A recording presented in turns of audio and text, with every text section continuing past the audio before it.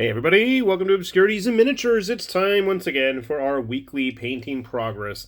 Now, sadly this week was the official start of our distance learning in the school district that I work in, and I have been absolutely swamped playing tech support with parents and have really not gotten to paint much this week. We did get a little bit finished though, so why don't we get this ball started rolling here. So I got this was from the Bones Lost Valley expansion. These are like their tribal cave orc Amazon ladies. I got the first one done. I almost have the rest of them finished, but it just didn't work out in time. They'll be here next week, so we'll show them off. Put her there. In addition to her, we got two random myconoid mushroom people finished from Deep Cuts. I went with a very simple paint scheme. They do have green eyes, but it's a little hard to see. But very simple. Couple coats. They're all done. I mean, they're mushrooms. Not as cool as the fighting fungi, but they're done nonetheless. Set those to the side. We got two more random Aztec warriors from Caesar Miniatures. See if we can get them a bit more in focus. Of our big cat warriors. Puma. I'm assuming it's a puma. And I want to say this is a coyote. I just thought blue would be fun to paint. They're 1/72. They're super bendy plastic, but after some paint and a matte spray sealer, they do feel a bit more resilient. So that's always nice. And I'm going to have them hanging out with my Paymaster spirit animals. I think they'll be nice and epic scaled for that.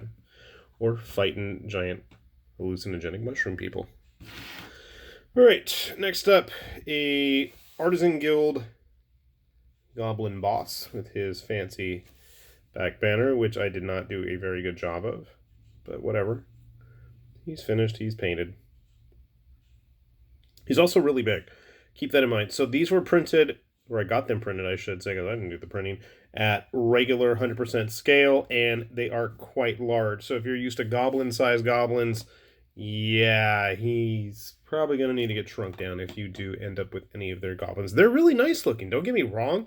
It's just, I think, moving forward, I would absolutely want to reduce him significantly. Now, most of what I was really spending time painting this week were... Surprise, I probably told a couple people about these already. The new Wolf Clan from GCT Studios for their Bushido game. I just really dug these sculpts, and I could not help myself, and as soon as I think I posted the video of them this week, I already started working on them. I did try to paint his face, and I did a terrible job, so I just kind of washed it over and said we're done with it. I don't have the whole clan finished yet.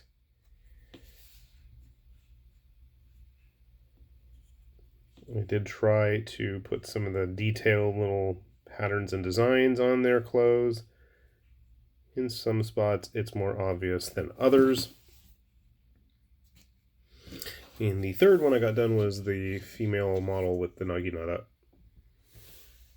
And again, I did try to put some of the detail onto their various scarves, cloaks, and rags, but they're just really hard to photograph and film because they keep going in and out of focus. And finally, since we're going with our straw-hatted killers here, I busted out a Kensei model that looked absolutely fitting to hang out with. I mean, look at this dude. He's totally perfect to hang out. I mean, he looks like he's one of the boys here. This is actually from Kensei, and it totally is like one of the guys in the Kozure Okami Shogun Executioner movies. Was it River Card on the... no, River Card. Baby Card on the River Styx, I believe. There's like the three assassins with the big hats like this. And he's got the claws. I remember one had claws, one had a sickle, and the other had a sword or something like that. He actually was supposed to have two swords, and there was nowhere to fit them in there, so I just stuck one in and called it a day. But I really like just... He's so raggedy looking. He's got the perfect look. Assuming it's a he. There is something of a face down in there, but it's super hard to see it. I just tried to paint it and be done. But totally, I kind of regret not having that model on a 30mm base now, because it would totally fit in with the rest of these Bushido models. I mean, just looking at them all right there. Yeah, they totally look like they're going to hang. But I really dig these guys. So this got me out of my funk of non-samurai model, and I actually got a lot of stuff started this week. So thank you, GCT Studios, for getting me back in gear with getting my samurai-themed stuff taken care of. So not a huge haul next week, hopefully, since I think I've put out all of the technological fires that all the parents were having. Fingers crossed, we'll be back with plenty more painted stuff next week. Hopefully you guys are all staying safe out there and getting your stuff painted as well. I will see you in the comment section, and hopefully we will be back for more interesting obscurities and miniatures this week. That said, this is High Lord Tamerlane saying see you later. Bye-bye.